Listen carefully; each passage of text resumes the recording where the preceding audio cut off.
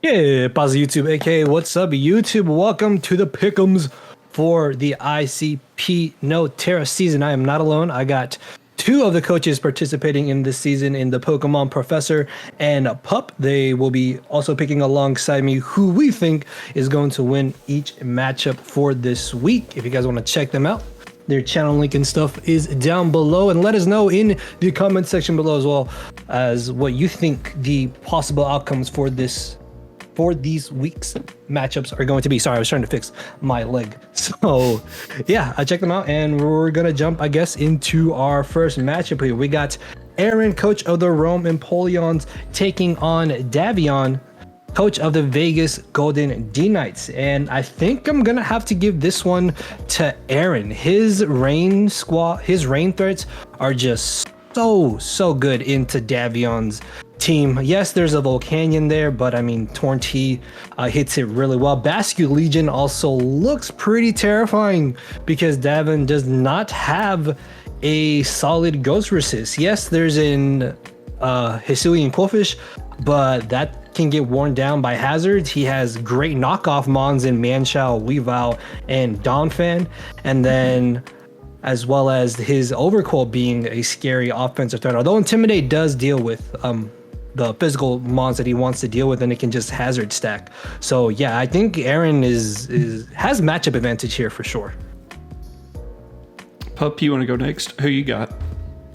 Yeah, I think I'm going to have to agree with you. It's a really interesting matchup here. I think Davion has a lot of good stuff that they can do in this matchup. Obviously, having the Volcanion with the water immunity is really nice into the rain team, and you have a lot of really good wish support with Jirachi or Screamtail or both that can support stuff like Rotom Wash, the Quillfish, that Volcanion, keep them all healthy. But there's just no switch into Bascu Legion. I also think Weavile is really great here. It means that you're not just going to lose to Roaring Moon because you have that fast Ice Shard that you can click. I think that you would just have a ton of really good options into this match. You don't even have to bring the rain 100%. I don't know if Politoed is the best Pokemon that you want to see in this matchup in general, but Torn, Bascu Legion, and Weavile really just push it over the edge for me. See, I actually gave this one to Davion. I kind of like his rain counterplay, and talking about him maybe not even bringing rain, I like his counterplay to the other stuff as well. At the time of recording this, like, granted, we've only seen week one, and I know Aaronn went in with the Mienshao, and looking at stuff that's not rain particular, I really like Vegas Golden D Knights, and I like it even more with the rain. I like the Rotom Wash. I love Volcanion in the rain. I think Screamtail is just going to be a nuisance. I could see something like T-Wave Jirachi just kind of shutting down a lot of stuff on Aaronn's field, and then allowing for something like Hex Gengar to come in and kind of just be a nuisance for Aaronn's team, giving him that speed control, giving him stuff like that. I think he could be some kind of like resist berry on Jirachi for something like the Bascu Legion. Just take that Shadow Ball or like Super Spadef Bulky or whatever, and if you can get a T-Wave off on that, I feel like it shuts down a lot of his offensive presence. And even if you get a T-Wave on something like the Mienshao, him just expecting to KO you and you have a resist berry or whatever. And then I like a Roaring Moon late game, kind of bulky, get up something like a DD and just apply so much offensive pressure to the Rome Empoleons. That's fair. Davion does have some answers to the rain. Like, for example, Volcanion. Yes, Steam Eruption is pretty threatening against his squad, even with him having the Archaludon or the Vileplume. So I could see something like Water Absorb Politoed coming if Aaronn is that scared of the Volcanion. Yeah, that's a great set. That would be awesome. And like, don't get me wrong, I think that like a well-played Mienshao, obviously, whether he wants to be Scarf or even something like Trailblaze. We haven't seen the games of week one, but I could see like a Trailblaze Mienshao kind of going in as well if played correctly. And then as Pup brought up, Weavile, like, it really pressures that Roaring Moon late game. But I think like a booster speed Screamtail and just being something like Encore, T-Wave, or just some kind of fucking nuisance of a Pokemon could really swing the tides for Davion this week. Yeah, I like what you guys say about it. I do still think that there's couple Pokemon that we haven't talked about that are important in this game. I think Vileplume serves like a great defensive purpose for Aaronn's team. I think it's really solid into stopping stuff like the Terrakion. It can even always take hits from the Roaring Moon, be really annoying, like, you know, spreading some status throughout their team. It's another Pokemon that I really like in this matchup. But I think you guys hit on all the really good points about how Davion has some good rain counterplay, but it's going to be really hard to beat that Basket Legion plus Torn. Yeah. Okay, so you think he goes Intimidate Coolfish H, or he tries to like be that guy and bring Swift Swim for the Coolfish? He'll be Swift Swim Choice Scarf to outspeed the other Swift Swimmers. That would be sick. That would be the heat of the Imagine. week. That would be fire. That would be pretty cool. I almost feel like we need to drop this a week early so Davion knows to do that. Like, hey, try this out right now. Me and the boys have been talking, and we think this set is fire. Yeah, because like nobody ever expects that. They Like an really opposing double weather speedbond also with Choice Scarf. Like, wait a minute, plot twist. Yeah, that would be savage of him. Yeah, We'll bring your own rain with Rotom Wash or Screamtail. Like rain dance yourself. He sets his own shit up. Yeah, just be a menace like that.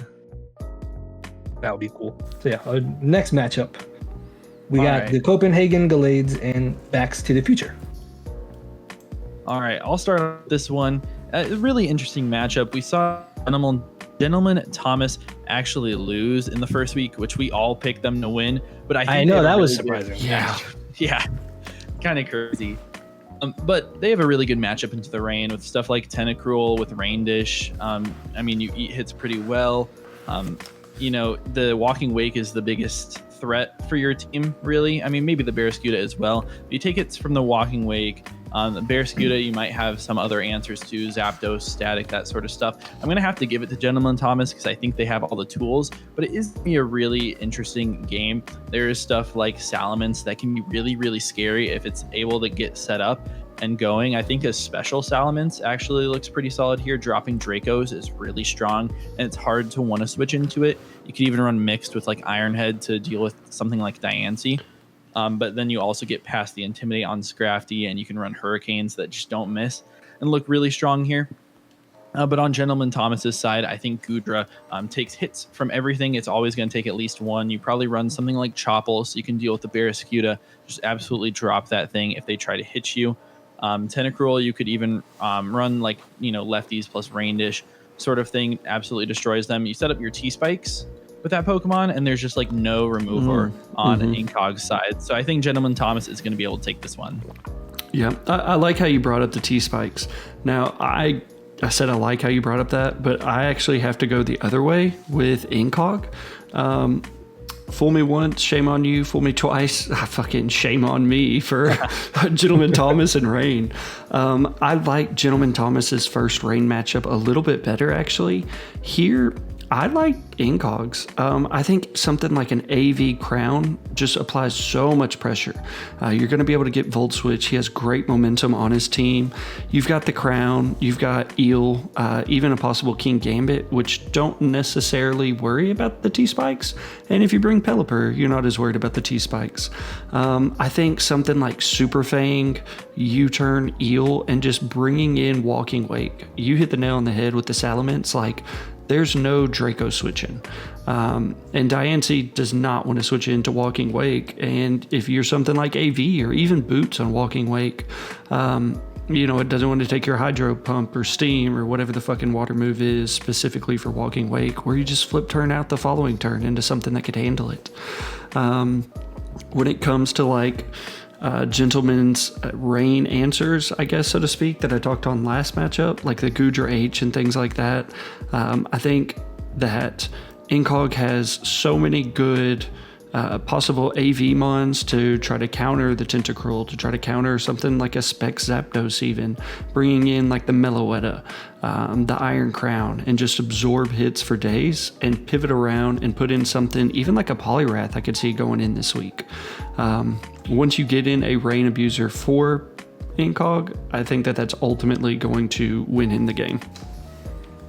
That's fair. You do make a good point that he's got a lot of special offensive threats, that being Incog, but I think I'm going to have to go with Pup here and go Gentleman Thomas. I'm not gonna lie. Initially, I did go Incog just because, as we mentioned, Thomas lost week 1 and he was facing Aaronn with the other Reign squad, and we all thought that Thomas had a good matchup. But I think this matchup is better than the first Reign match that Thomas had. Also, too, he can learn from his mistakes from facing the other Reign team and then apply them to this matchup. Again, he still has those really good Reign answers in Tentacruel with Reign Dish. He's got the Gudra, he's got Zapdos, as well as a bulky Scrafty that even in Reign can still eat any special hits, or if it's Intimidate, that's a great mixed wall. And Davion could also potentially take advantage of the Reign, and I don't think Incog can afford to not bring the Reign in this matchup because his non-Reign threats, like Iron Crown, yes, it does have good coverage, but its best way of hitting something like the Gudra is having Focus Blast. And nobody hits all their Focus Blasts, if we're being real here. So it's going to go left one way or another eventually. His hazards are also really not that great. Like, he only has, rocks on King Gambit, and that really limits what it wants to do offensively. So I think Thomas can take advantage of getting up his own hazards because Incog has no removal. Oh, I think he has defog on a Rabombi, but still, that's most likely not coming.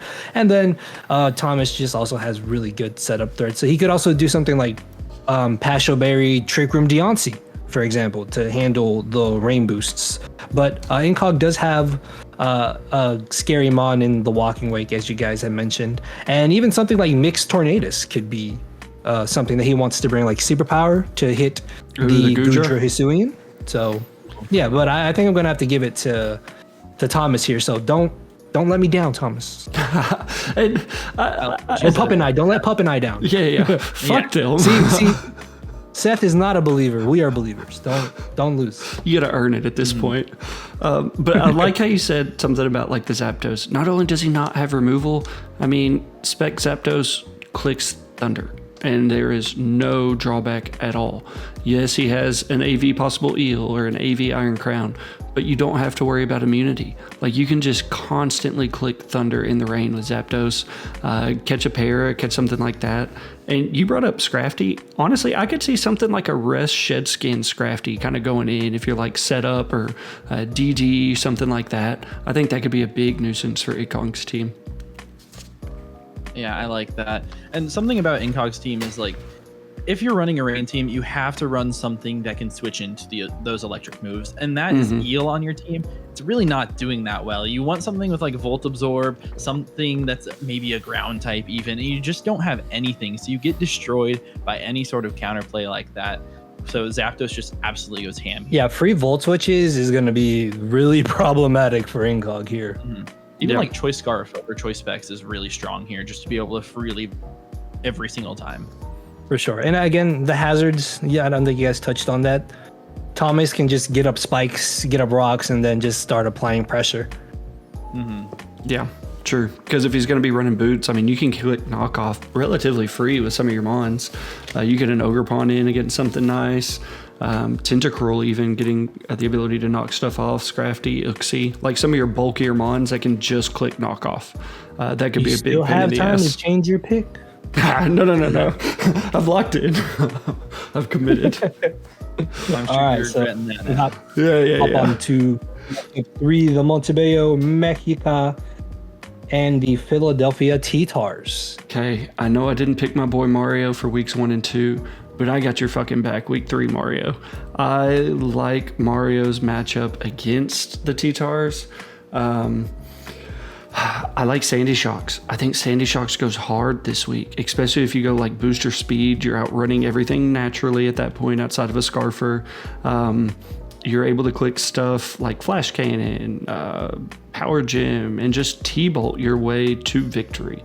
I think Kyurem was brought like Modest Scarf week 1, so you being able to get the jump on that could be really nice.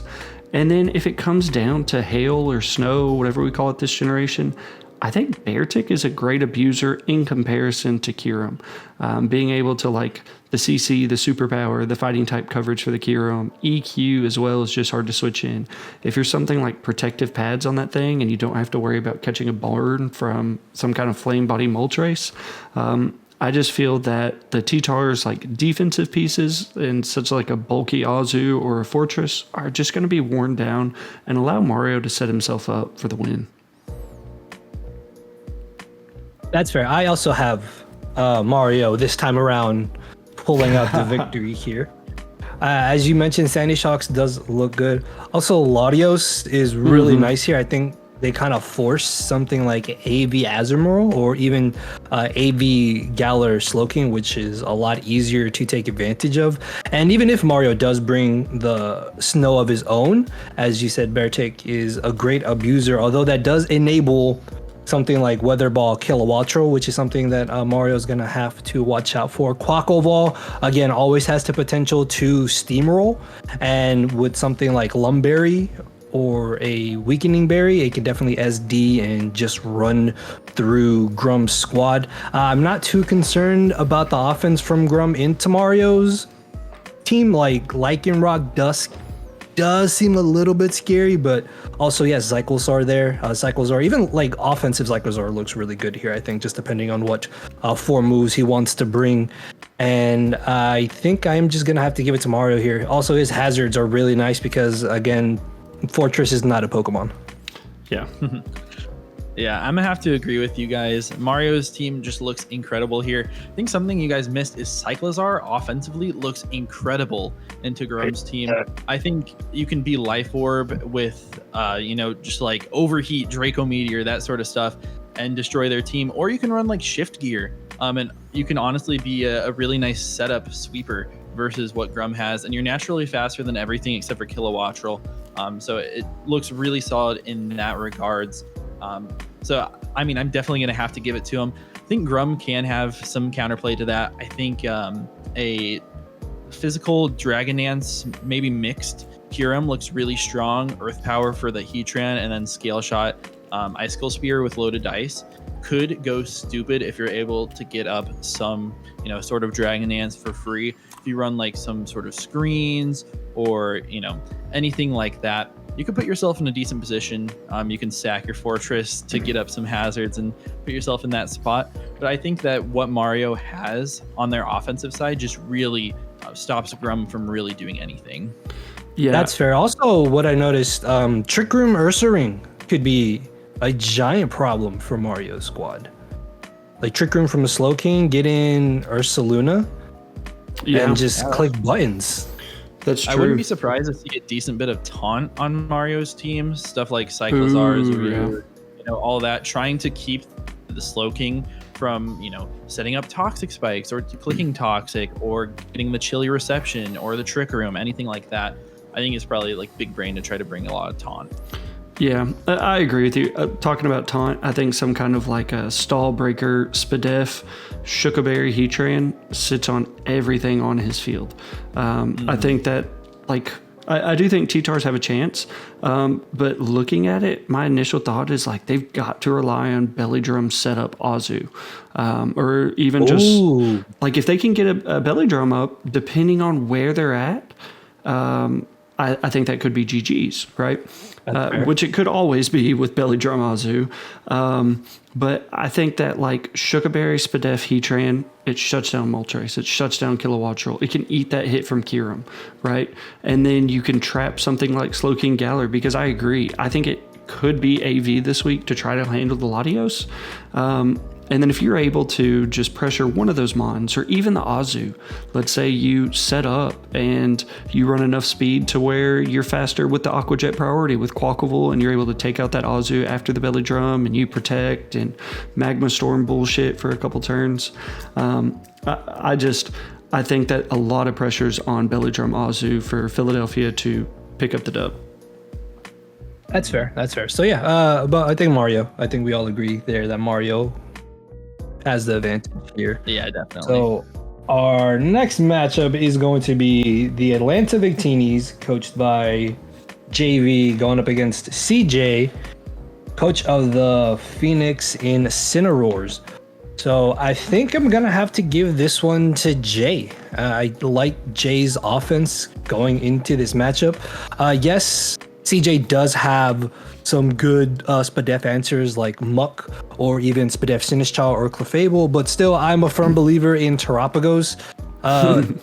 The other 5 Mons on Jay's team can handle the Clefable, can handle the Muck, can handle Sinistral, and if CJ were to bring all 3 of those Mons, that means that's one less potential offensive threat that CJ could bring against JV. Also, not to mention that Jay does have the added benefit of running screens due to CJ not having a defogger, so that forces something with Brick Break, which yes, Jay does not have a ghost type, but he can still handle anything with Brick Break that could potentially come. Also, maybe something like webs on the Araquanid could come. Even something like Toxic Salazzle could put in work here, because that handles the Muck, that handles the Sinistral, that handles whatever switches into it, and it's got the poison coverage to hit Clefable. So I think a Turtle along with something like an offensive Trailblaze Fire Pawn is gonna pull him out the victory here. Yeah, I like what you're saying about that. But honestly, after seeing how CJ played in the first week, I might have to believe in them and have them in the upset over JV here. I think Sinistra's really strong. You're right about Toxic. They have Toxic Salazzle, Toxic Blastoise, all that sort of stuff that can potentially deal with your setup variants of that, of the setup Dragonite, maybe even like setup Blastoise, everything like that. But if you don't bring it, or if you're not able to get it, get it toxic early in the game, I mean, they're just going to break holes through you. You set up like 2 Calm Minds with Sinistra, and there's just no real way to switch into it. Set up 1 Dragon Dance with Dragonite, and what are you switching in? I mean, potentially you're going Grim Snarl and clicking T-Wave and hoping to get some magic that way. Maybe you're going back and trying to click Ice Shard, trying to break through that multi-scale. It's a really interesting matchup. I think that CJ just has a lot of setup threats that can be scary. Stuff like Blastoise as well, Shell Smash. There's really no good switching to a Shell Smash Blastoise. You can run physical or special, which are both really solid. I think Clefable is really nice here too, to be able to Wish Pass. I think into like a Metagross is really nice, because there's not great ways of just one-shotting your Metagross. I mean, nothing is going to be able to destroy it like that. And then Greninja, if you're able to get that Battle Bond boost, it's really hard to stop you. You can't get prankstered because you're a dark type, and you just have great coverage for basically everything on JV's team. You can go physical, you can go special, you can go mixed, you can do whatever you want. So I think CJ is going to pick up the dub in this one. Yeah, Pup, I'm with you. I'm kind of fucking with CJ in this. Don't get me wrong. Love Jay. I throughout all of this, I try to be completely unbiased. I have seen Jay play more. I know he's a very capable battler, but I really like CJ's matchup. You guys talked about Grin. I think that's amazing. You get the boost, or even without the boost, right? You being a dark type, you're going to be able to out-prioritize Grimmsnarl, getting up a screen just because of speed tiers with like Water Shuriken. And then Heat-Proof Sinistcha with Strength Sap, I really, really like here. I think being able to just Strength Sap everything back, and then fucking Banded E-Speed D-Knight. Like, there's nothing on Jay's team that's going to be able to reliably take that. I think he's going to have to rely on Bronzong really heavily to kind of check some of these other things, maybe a switch in to something like a Clefable. And yes, it can switch into the Moonblast, but like, if you knock off something, right? Well, then there's your Colbur Berry to where Grin can just click D-Pulse later in the game. I like Unaware Clefable as well, even if you're running Boots, to be able to switch into the hazards. Jay's team is set up, and I think if you can avoid the crit from Heartflame, Unaware Clef just really helps wear down some stuff, be a nuisance, go for a knockoff, force some chip damage off on some stuff. But Salazzle, I think that could be a huge deal breaker changer, something like enough speed for whatever you're trying to creep, and then just super bulky with like Black Sludge, spread Toxics, right? I even think something like Water Absorb Araquanid comes this week to try to shut down something like the Blastoise or the Grin.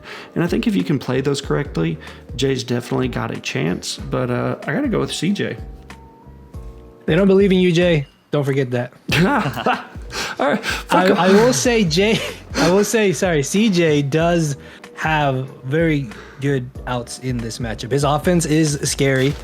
I think this is one of those things where it might just come down to the prep and how they play. And I think in that sense, I still got to give it to Jay. He's a solid player. He's consistent. He is. And he does have the type of setup, I think, that can win him the match. Although unaware Clefable was a good point. I will say that is something that I could definitely see CJ bringing to stop all the setup that Jay does have. So we'll see. It could be. I could be wrong. Something else I really like before we switch. I love Infernape's Mock Punch. It handles the backs. It handles Terapicos. Heartflame doesn't necessarily want to take it. Grimmsnarl doesn't even necessarily want to take it. So, fuck you, Jay. I'm going CJ. All right, so moving on to our next matchup here. We have the San Diego Spirits, coached by Drey, and they are facing off against the Welshians, coached by Freedo. Yeah, so this is a really interesting one. Drey has the answers to just about everything on Freedo's team. Excadrill looks really scary at first, but then you have a Lando T, and I mean, you can really shut that Pokemon down a little bit. They have an Enamorus, which clicks Moonblast so freely, but you have a Scizor that clicks Bullet Punch against it. Despite that, I think I'm going to have to give it to Freedo here. You have a really strong team with your Sand Core. Once a Landorus takes any damage, or if you can get an SD up with your Excadrill, you can run Air, you can run Clear Amulet, some sort of stuff to be able to prep for that. You just smoke through their entire team with the drill. I mean, what's really going to stop you on their side? I also think the Enamorus is good. You can't switch into it. You can't even switch into the Scizor. Don't care if you're Assault Vest or anything. One Predict and a Mystical Fire, and you're just gone. I also think Cinderace is really strong in this game. Even something like Iron Bundle off guard, being able to just kind of spam Pyro Ball versus this team is really strong as well. Your Landorus doesn't want to take it because you're trying to save that for the Excadrill. I just think that Freedo's offense is going to be able to overpower everything that Drey, even though it looks like on paper they have the answer to everything. Leo, who you got? I'm gonna have to go with Freedo as well in this matchup. The Cinderace, the Enamorus, and the Drill just look absolutely amazing. Yes, he has the Intimidate on Landorus, but I mean, you can predict that on the switch-in and burn it with like Will-O-Wisp from Cinderace potentially. Drill at +1 still does damage with the Iron Head, and Enamorus, I don't like Scizor. I think Scizor is one of the absolute worst steel types you can get in a draft. Like, I will actively go out of my way to not get Scizor. I hate that mon, and I dislike it even more now that it doesn't get defog. So I don't even think that's a switch in to Enamorus, because with hazards, with all that chip damage, just a regular Moonblast eventually will come to a point where it can just be spammed, I think, into D-Ray's team. I think the real only big threats D-Ray has here are Bundle and Iron Hands. Iron Hands is notorious for being able to at least 1v1 against something, so it should get a kill, but I think I'm gonna have to go with Freedo here. Bundle's a problem, but I mean, there's something like Assault Vest Tyranitar, even like Yachi Berry on his grass types or the water types to handle it. I'm gonna have to give it to Freedo here. I really think he has the matchup, and just Drill in Sand looks so good. Damn. This is going to be the week that like really sets me above and beyond all of you guys, because I'm going D-Ray. And so I definitely understand what you're saying, right? I get it. But to me... Apparently not. You chose D-Ray. Yeah, okay. Exactly. Okay. I hear what you're saying. I'm just going to choose to ignore it. If I'm D-Ray, I lead Air Balloon, Corrosion, Glamora. I'm going to get a Toxic off on a Drill, on a T-Tar, on something. I'm going to start wearing some shit down. And I even fucking maybe Air Balloon Iron Hands if I'm not Shook a Berry, because if I can bring that in against something like the Excadrill, like the T-Tar, well, now I get to go for the free knockoff on the incoming Lottie or a possible Heavy Slam on Enam. And yes, it's going to come down to calling it, but I like... If D-Ray can play it right, I feel that he can counterplay Excadrill pretty well. He has a couple Levitate Mons. He has Lando T. I don't think EQ is as free of a click as what it may seem like. And I know he has Iron Head, but Iron Hands, like, you really going to take some Iron Head chip damage. Azelf isn't super bulky, but I don't think he can run Band or anything like that. He may be Life Orb, but you could play around and be Drain Punch and kind of take out Excadrill, bring Azelf back, something like that. Ultimately, when I look at it, if Iron Bundle can be played at the very last late game, booster speed, fuck what you heard, I outrun Drill in sand. I'm going to hit all of my Hydro Pumps, Drey. I hope you're listening. Okay. I'm going to hit all my Hydro Pumps. I'm going to throw off a Ice Beam and Freeze Dry, and you have no switch-ins. That is how I'm playing that if I'm him. I think that, like, because of so many bulky possibility of Mons with Levitate, like, honestly, I could see Mold Breaker being the bring this week from Welsh, and I think that would be a great ass bring, and I think that would be sick. Oh, but I don't know Welsh like that, and Freedo, excuse me. I don't know Freedo like that, but I think if he brings that, that would be a killer ass play to really set him up. Outside of that, I think like a bulky defensive Brambleghast, you're gonna click Strength Sap against something. Like, is he really gonna click the X Scissor, which is somewhat moderately free, having the Hydreigon, the Azelf that could switch into an EQ, okay? But then I feel like you lose the possibility for SD, or you have to risk the Lando X Scissor at -1 with like Rocky Helmet, which could just kind of pressure that Excadrill. So I gotta go with Drey.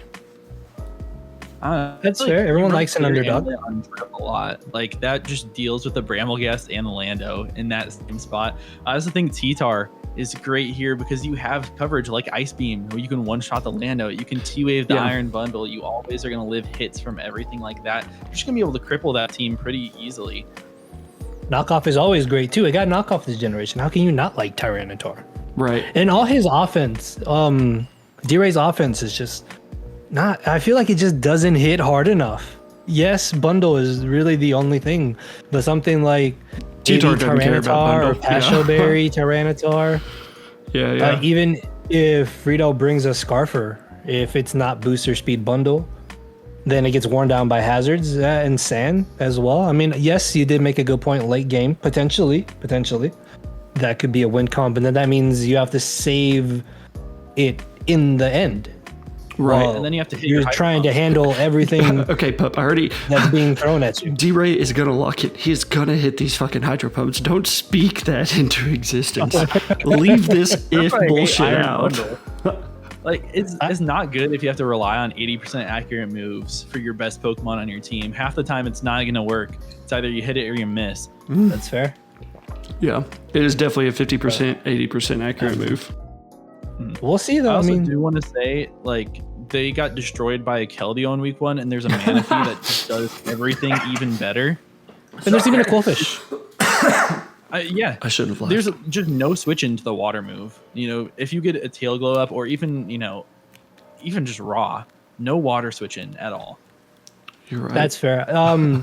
I will say Seth made a good point in the Glimora with Corrosion.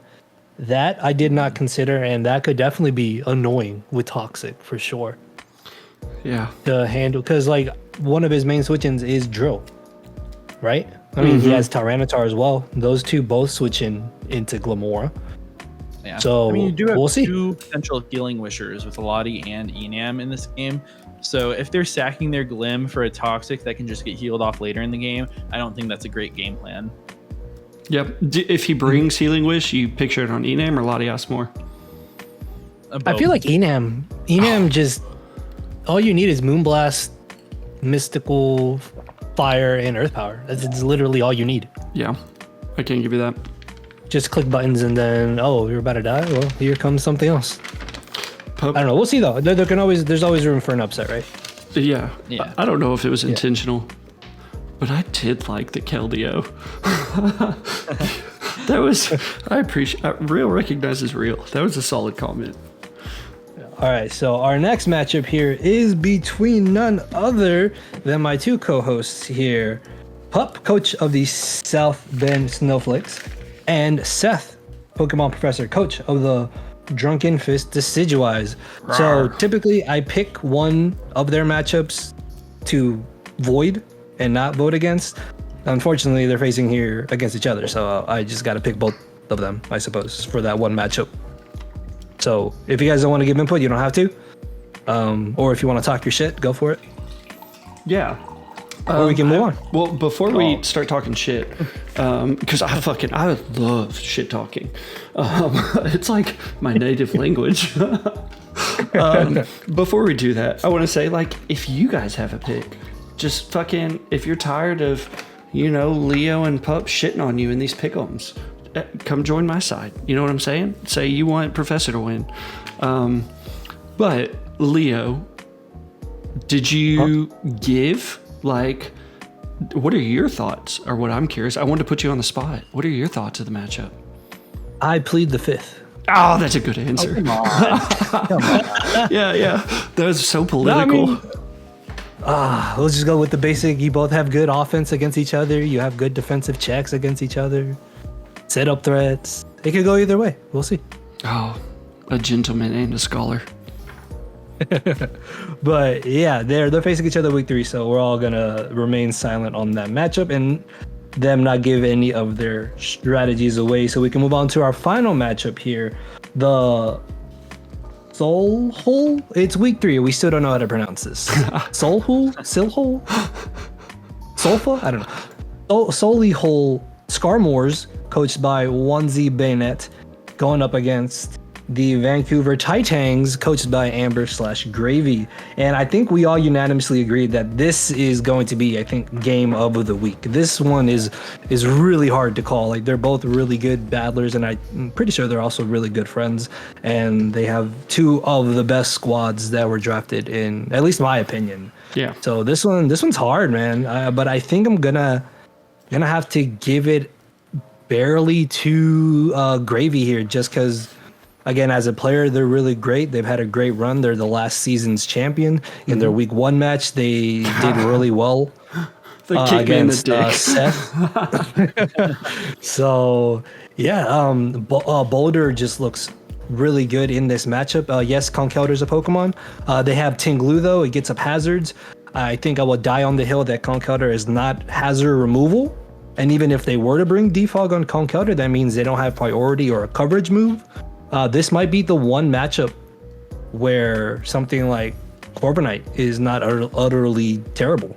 Because, I mean, they could also bring Defog in the sense that they don't have to worry about the hazards potentially, because Onsie does have a Spiker in Meowscarada, but I think that wants to be more offensive here as opposed to defensive. If they're not worried about the rocks, then they can just go out offensive and get up their hazards.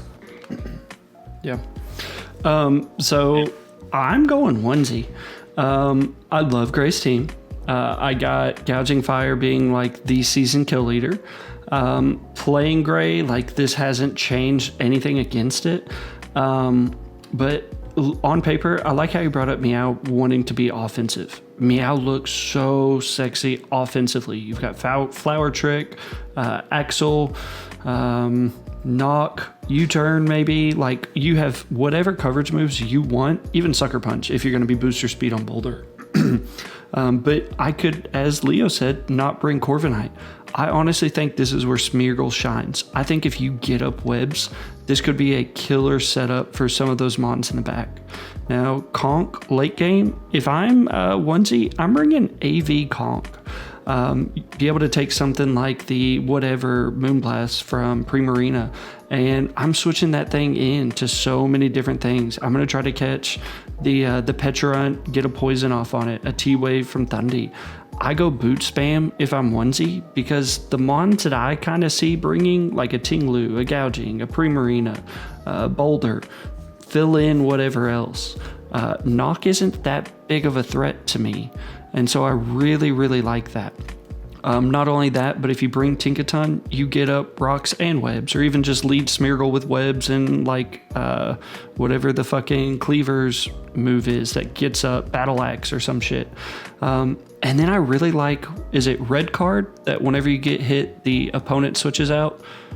Yeah. Okay, I love red card Alamamula this week. I think that bitch is so bulky against something like Iron Boulder or Gouging Fire. If you switch that out and then you're able to just pressure so much, he's got to try to reset up. And I think like a Boots Iron Moth with coverage punishes Gray's team if we get stuff like the Gouging worn down just a little bit and anything else that he may want to switch into. Yeah, I think you're gonna get the first 0-6 this week. Cocksuckers. Unfortunately, it's got to be Gray, Amber in this matchup. They look insane. Hazards do look really good. I think you're on the spot with boot spam, but look at sub DD Gouging Fire on lead, and there's just absolutely no way to beat that Pokemon. You just can't. Not at all. You set up on Smeargle, Mesprit, Pink, Al leads in this game. Maybe Meow could hit you for a little bit of damage and then just immediately die. I just think Gouging Fire has no answer on this team at all. Yeah, it can use a lot of setup fodder. Yeah, I also think Specs Prim. Sorry to bring up some recent Too stars. Too soon. Traumatizing events. But Specs Prim absolutely just blows through everything on Onsie's team. You just click a Hydro Pump, you click a Moonblast, maybe AV Aloe that you can flip turn out on. Maybe there's a Snorlax as well. You're going to tell me that Drey can't hit all his Hydro Pumps, and then you're going to turn around and use that shit against me and say that Gray can click Hydro Pumps? You guys are trying to say that Iron Bundle was the win con. Prim is not the win con. Yeah, Win's just got to smack. Prim's just got to smack something. You just got to get one good backhand in there. And Moonblast is your best click. Hydro is not your best click in this game by far. Yeah, I agree. Tink does not want to come in and switch in on Specs Moonblasts, and that's your resist. Mm-hmm. Yeah, and I don't know. I really do like how you said set up Gouging Fire, because that's what I have like my little keys to victory for the people I didn't pick and shit like that. I think Gouging Fire off rip, if you set up, you expect this miracle, right? You have the loaded dice scale shot, or you have just the sub to try to like sub on a possible spore or something like that, or you're like, fuck webs, I'll just get DD behind. I do think that I've seen Onesie stuff. I think he's a very competent battler. I think that red card Aloe is going to be a must this week because of Gouging Fire. Yeah, he's gonna have to try and stop all that setup somehow. 100%. Amber's squad is really scary. The other thing too is that Tinglu plus Pecharunt, like that handles so much of Onesie's squad. However though, if once he can find a way to break one or just severely weaken one of them, then something can come in and put in work. Like Nasty Plot Thunderous, I could see being scary, maybe like a double dance set, but that's given the fact that he's able to break. Are you saying Tinglu and then get set up? Which Thundy? Thunderous T. Okay. Just double checking. I also think, a good set in this game for Onesie is you bring like Toxic, U-Turn, Morning Sun, Iron Moth. Looks really nice. Your initial switch in is going to be that Tinglu. You get a Toxic off on that. And you're just really annoying for that team. It's something that I ran in BBRD League, which absolutely destroyed people. I think it's just a great set, and being able to spread that Toxic is really, really nice here. I 100% agree. That's pretty cool. That's yeah. I didn't consider that. I do think Iron Moth, like if played correctly, can be put in such a great position. And one thing I guess that just popped out to me is how many like encore possibilities he could have for Onesie. Like Tink having encore, if you want to, you're gonna have to call it right, obviously. But being able to encore stuff like the Gouging Fire into sub or into the DD and be able to use that correctly, I think that could be pretty nice. And I need you to do that, Onesie. I need you to win. Nah, you're going 0-6. Hey, that's okay. Okay, you're talking. Okay, I made a comment saying something like talking a lot of shit for 2 and 4, and then you definitely had the better rebuttal, and at least I didn't fucking get whooped week 1. So I'm just gonna leave it at that, I guess. We'll see. Oh yeah. But So yeah, that is all the matchups for this week. If you guys did stick around for this, or if you guys want to let us know what you think about them in the comment section below, then make sure to comment answering what you think will be the winners for this matchup. Obviously, all the coaches' links will be down in the description as well. If you guys want to see the actual battles themselves, check out Pup and check out Pokemon Professor. And we will be alternating these Pickems throughout the season. So if you guys want to see the other weeks or the next week, then make sure to subscribe to them. Beautiful. Anything else, guys? I love you. And that's anonymous, like to everybody. Ambiguous, I guess I should say. Good peace. All right. Thank you all for watching. Later, everybody.